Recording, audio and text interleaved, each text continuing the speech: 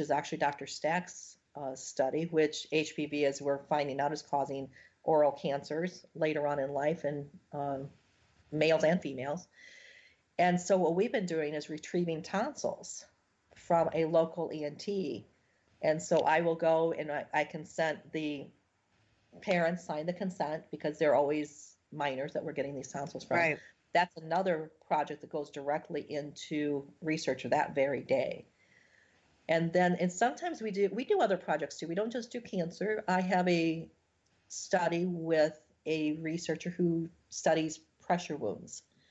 So I go to the wound clinic at Memorial Hospital, and Dr. Peterson, he will tell me if he has pressure wound patients that day. And mostly that tissue that we call it a debridement, it actually goes right into the trash normally. Okay. So normally the tissue that we retrieve, normally it's taken up by a surgeon. It then goes to the medical foundation. They do all their diagnostics. Anything that's left over that's going to be discarded, we typically retrieve. The wound samples are automatically discarded, as are the tonsils. So those are two fresh tissues that we retrieve all that tissue. Wow. And that goes into a study that very day also. Wow. So it's kind of like, I try to connect the researchers when they have a special need. I do try to connect them, and I reach out to surgeons for those special needs. Sometimes they need breast tissue that is prophylactic. So like when I had my double mastectomy, the right side would have been my prophylactic side. It didn't have cancer in it. Okay. But it's normal tissue, so they can use that for a negative control. Oh. And women typically are not choosing the route that I took. So when those are very rare, and so I try to make sure that I get to the hospital, and usually I've actually been in the operating room.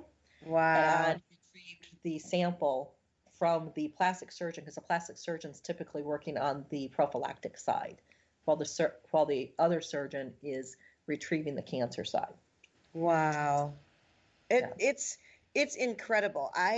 As I said, I too had heard, I knew that Cancer Research or HARPER Cancer Research Institute was in South Bend, and had a connection to Notre Dame, but never really knew anything about what they did. And we were invited to an open house, and I get to see what cancer does on the outside of the body, but I have never seen what cancer does or what it looks like on the inside of the body. Yes. And so that night, they allowed us to see an ovarian cancer cell, and they called it a very robust ovarian cancer cell that was underneath a microscope. Nice. And he said, typically if you leave some of these cells, you just leave them around for like 3 days or whatever, they'll typically start to die off. But this particular cell, that if they left it for 3 days, these cells would fill a petri dish, and then they would regenerate so much that it would actually feel like a dinner plate full. Yes. And I've not forgotten that. I was so taken aback on,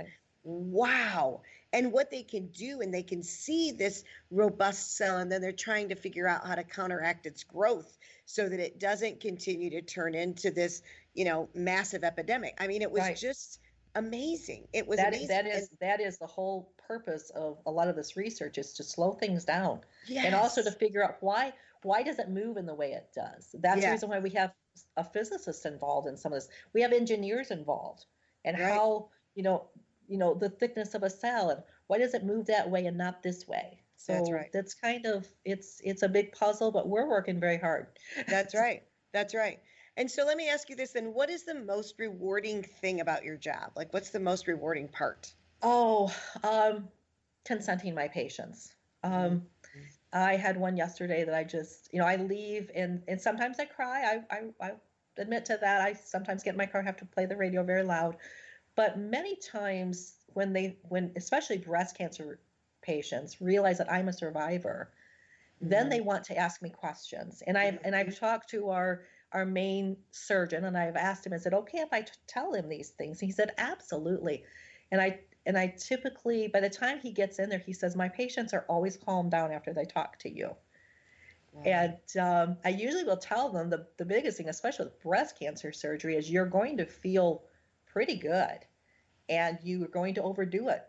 the first couple of days because you feel so good, because it is not, they're not going into an organ, they're going into tissue. So it is different. And sometimes I talk to the husbands while the patient is getting ready and say, kind of give them a little bit of advice and insight. And sometimes they'll see the top of my tattoo, and I have shown them the tattoo and I've about my journey a little bit and some advice. So it's, sometimes I'll sit with them a good 5 to 10 minutes, and the nurses don't mind, because then when they come in, the patient's usually pretty calm and kind of has the attitude I have. Let's get this going and let's get this over with. So. Well, and I think there's something very comforting to be able to sit with somebody who can say, I know what you're going through. Yes. That makes a big difference when the nurses stand there and they're, telling you this and telling you that. And yes, they've watched it from the outside, but when you have that physical person that can say, I get it.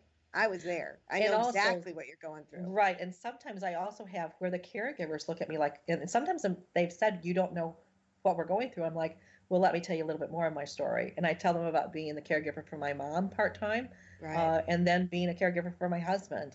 And then they're like, wow, you do get it. That's right. Yes, I have been there. That's why I'm here, because I've been there. That's right. That's right.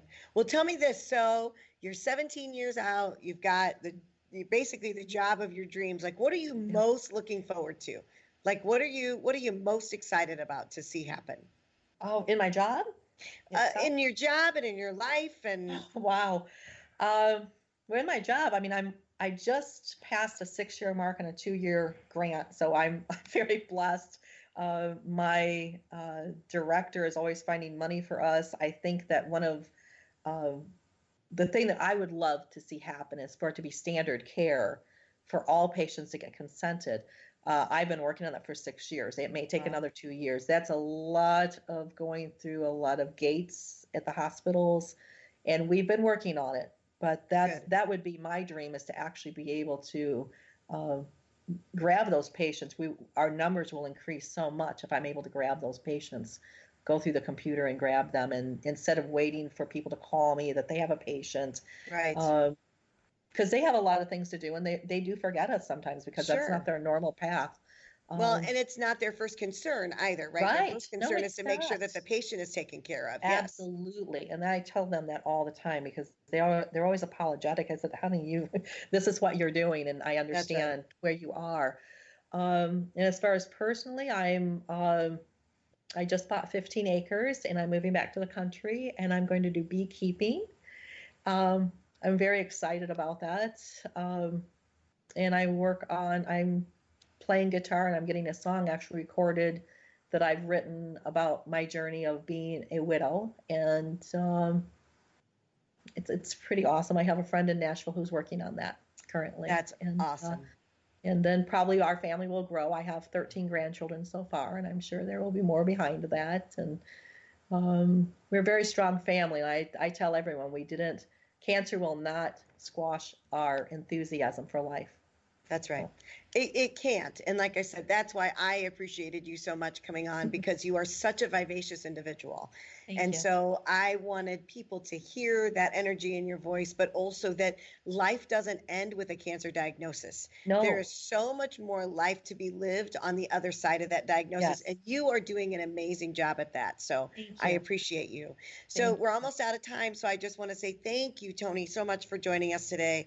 I appreciate you taking the time out and being able to speak with us and share your story and letting me talk about your tattoo, because it's incredible. Thank you.